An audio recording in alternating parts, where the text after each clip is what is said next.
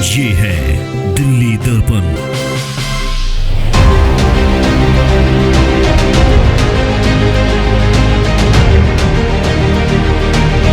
BJP की credibility इस बात की बन चुकी है कि बीजेपी जो कहती है वो करती है।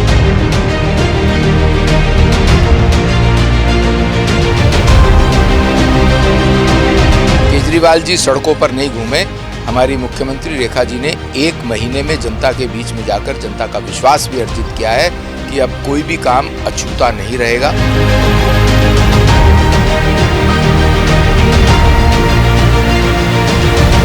दिल्ली नगर निगम उपचुनाव की तैयारियों ने तेजी पकड़ ली है। बिहार चुनाव के बाद अब पूरे उत्साह के मूड में बीजेपी है। बड़े बड़े नेता मैदान में हैं। आज सीएम की कई सभाएं उनके अपने क्षेत्र शालीमार बाग में हैं, तो यहाँ अशोक विहार वार्ड में केंद्रीय मंत्री हर्ष मल्होत्रा जी मेरे साथ मौजूद हैं। सर, कुछ उत्साह तो बढ़ गया होगा चुनाव के बाद में, और अब सरकार सनातन की है तो जीत का मार्जिन भी भारतीय जनता पार्टी के लिए छोटा चुनाव हो, पंचायत का चुनाव हो, वार्ड का चुनाव हो, विधायक का हो, लोकसभा का हो, प्रदेश का हो, बहुत महत्वपूर्ण होता है। हम एक एक चुनाव बहुत मेटिकुलसली एक एक बूथ पर एक एक जनता के एक एक व्यक्ति से बात करके लड़ते हैं। और दिल्ली के अंदर जो 12 सीट पर एमसीडी का उपचुनाव है, जिसमें से 9 सीट बीजेपी के पास हैं, मुझे इस बात का पूर्ण विश्वास है कि रेखा जी के दिल्ली में मुख्यमंत्री बनने के बाद, दिल्ली में भाजपा की सरकार आने के बाद, वो ऐसे मुख्यमंत्री हैं, उनके मंत्री, उनके विधायक, भारतीय जनता पार्टी के सांसद, पार्षद, सब लोग अपने स्वभावतः सड़क पर खड़े होकर के काम करने के आदी हैं। और जितना 10 साल में केजरीवाल जी सड़कों पर नहीं घूमे, हमारी मुख्यमंत्री रेखा जी ने 1 महीने में जनता के बीच में जाकर जनता का विश्वास भी अर्जित किया है कि अब कोई भी काम अछूता नहीं रहेगा। इसलिए भारतीय जनता पार्टी जो कहती है वो करती है। चाहे यमुना जी की सफाई की बात हो, तो इस वर्ष छठ पूजा भी पूर्वांचल वासियों को यमुना जी में खड़े होकर साफ, निर्मल, स्वच्छ पानी में छठ पूजा करने का मौका मिला। सूर्य देवता को अर्घ दिया है। हम, क्योंकि निगम में भी जो काम है वो अब निगम में हमारी सरकार है, हम अच्छे से कर पा रहे हैं। इसलिए मुझे पूर्ण विश्वास है कि इस बार फिर दिल्ली की जनता इन 12 सीटों पर भारतीय जनता पार्टी के प्रत्याशी को जिताएगी। तो 8 महीने हो गए चुनाव, कुछ वादे भी किए थे, उसके बारे में भी विपक्ष सवाल पूछ रहा है। और जिस यमुना की बात की, कभी वो नकली घाट की बात करता है, तो कभी 25,000 रुपये जो देने की बात थी वो नहीं दे पा रहे हैं। तो वो जो विधानसभा में 10 साल के बाद पहली बार छठ पूजा यमुना, साफ यमुना जी में हुई है।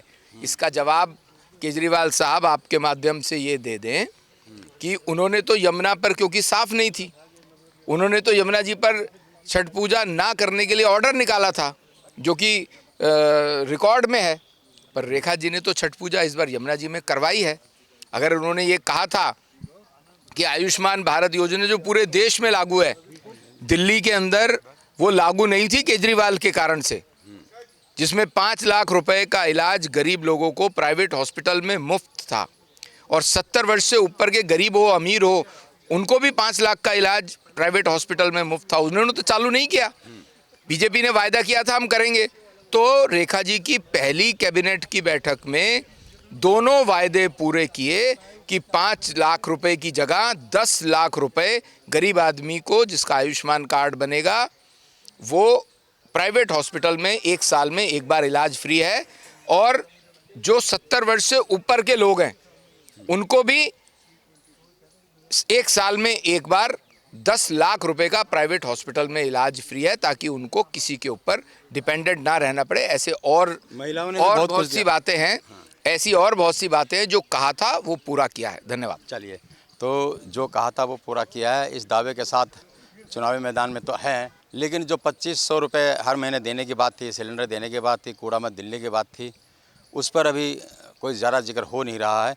उम्मीद है कि ये मुद्दे भी इस नगर निगम चुनाव में उठेंगे, क्योंकि ये नगर निगम चुनाव आने वाले जो 2 साल बाद जो चुनाव आने वाले हैं उसका ये सेमीफाइनल माना जा रहा है। और साथ ही साथ जो 8 महीने की रेखा सरकार है उसका भी परफॉर्मेंस का आधार उसमें कुछ होगा कि अगर वो सीटें बढ़ जाती हैं, मार्जिन बढ़ जाती है, तो माना जाएगा कि सरकार लोकप्रिय है। राजेंद्र स्वामी, दिल्ली दर्पण टीवी। लेटेस्ट खबरों के लिए सब्सक्राइब करें हमारा YouTube चैनल या फिर लॉग ऑन करें www.delhidarpantv.com। खबरों की कवरेज और विज्ञापनों के लिए संपर्क करें।